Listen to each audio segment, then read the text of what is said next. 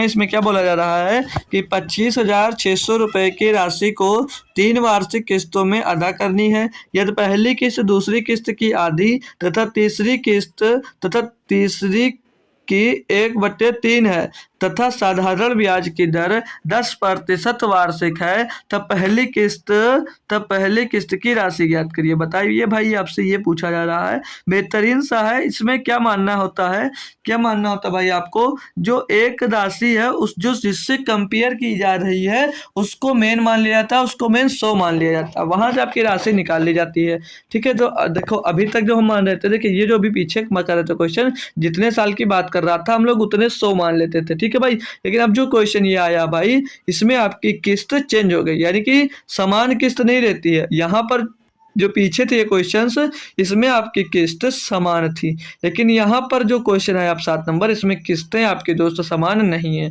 तो इसको क्या कैसे किया जाएगा, इसको भी उसी आसान मेथड से ही किया जाएगा, सेम तरीके से किया जाएगा जैसा अभी तक करते आ रहे हो। लेकिन करना कैसे वो देख लीजिएगा, फिर से पढ़ेंगे क्वेश्चन को। दिया 25,600 रुपए की राशि को 3 किस्तों में अदा करना है। यदि पहली किस्त जो है वो दूसरी किस्त की आधी है तथा तीसरी से 1/3 है तथा साधारण ब्याज की दर 10% वार्षिक है, तब पहली किस्त की राशि ज्ञात करना। भाई देखो कितनी आसानी से करना है। अब यहाँ पर किससे कंपेयर कर रहा है, दोनों को, पहली किस्त से दूसरी को कंपेयर किया और तीसरी को कंपेयर कर रहा है। तो यहाँ पर कोई फर्स्ट किस्त और सेकेंड किस्त और थर्ड किस्त, तो मैं यहाँ पर अगर फर्स्ट किस्त को मान लेता हूँ, मैं फर्स्ट किस्त को कुछ मान लेता हूँ। अगर मैंने फर्स्ट किस्त मान ली कितने की, 100 हो गई। हमेशा जब भी किससे कंपेयर करें उसको क्या मान लो, 100 मान लो। क्या मान लेना भाई, 100। हमने पहली किस्त 100 रुपए मान ली, तो जो दूसरी किस्त क्या कहा क्वेश्चन में कि ये तो पहली किस्त दूसरी की आधी है, यानी कि इसकी भैया ये दूसरी की आधी, यानी कि ये आधी है तो पूरी क्या होगी भैया, 100 आधी है तो पूरी 200 हो जाएगी भैया। ठीक है, कितनी हो जाएगी, 200 हो जाएगी। आगे क्या कहा है कि दूसरी की आधी तथा तीसरी की 1/3 है, यानी कि ये जो तीसरी राशि उसका ये 1/3 है, यानी कि जो तीसरी कितनी राशि होगी, 300 होगी। कितनी हो गई है, 300 की। यहाँ पर अब किस्त आपको मिल गई, यहाँ पर सारी किस्तें आपको मिल गई हैं। अब ये समझ लीजिए, पहली किस्त 100 रुपया, दूसरी किस्त 200 रुपया और तीसरी किस्त जो है भाई वो कितनी है, 300 रुपये। बात क्लियर है। अब यहाँ पर जो दूसरी किस्त थी, इसको दूसरे साल में न देकर इसको तीसरे साल में अगर पे किया गया होता तो इस पर ब्याज कितना लगता, तो इस पर ब्याज भैया कितना, 10% की दर है तो 10% का ब्याज लगता है, क्योंकि 1 साल बाद ब्याज देते भाई। तो 200 का 10% कितना होगा भैया, 20। तो 20 जोड़ दो कितना, यानी कि कितना पे करना पड़ेगा आपको भैया, 220 रुपए का लास्ट ईयर में पे करते हो। उसी तरह पहली किस्त को पहले साल में ना पे कर अगर लास्ट ईयर में पे करोगे भाई, तो कितना ब्याज लगेगा भैया, दर कितनी है, 10%। ब्याज आपकी साधारण है तो 2 साल का समय लगेगा, 1 से 2। ठीक है, 2 साल में के बाद दिया, यानी कि 20% का ब्याज इस पर भी लगेगा। तो 100 से धनराशि कितनी हो जाएगी, 120 हो जाएगी भैया। अब टोटल जोड़ेंगे तो 0 5 2 2 4 और 5 3 2 5 और 1 6, यानी कि 640 रुपया भैया आपकी देय राशि होगी। क्या होगी भैया, देय राशि। ये आपकी देय राशि आ गई। और ये किसके बराबर है भैया, ये 25,600 के बराबर है।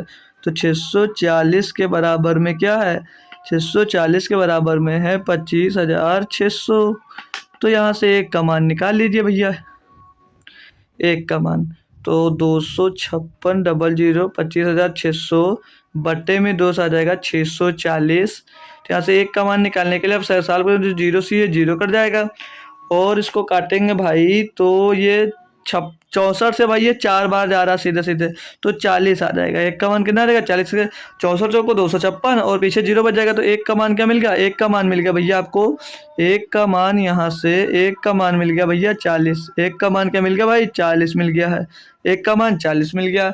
अब आपसे पूछा क्या जा रहा है, पूछा तब पहली किस्त की राशि ज्ञात कीजिए। तो पहली किस्त कितनी थी भैया, 100 रुपए की थी, यानी 100 का मान भैया पूछा जा रहा है। तो 100 बराबर कितना हो जाएगा, 100 बराबर कितना हो जाएगा, ये पहली किस्त मैं निकाल रहा हूँ। अभी मैं और कुछ भी इसमें बनवा हटाइएगा इसको, मैं अभी इसमें और भी क्वेश्चंस पूछूंगा आपसे। ठीक है, इसमें आपसे और भी क्वेश्चंस मैं अगर करता हूँ।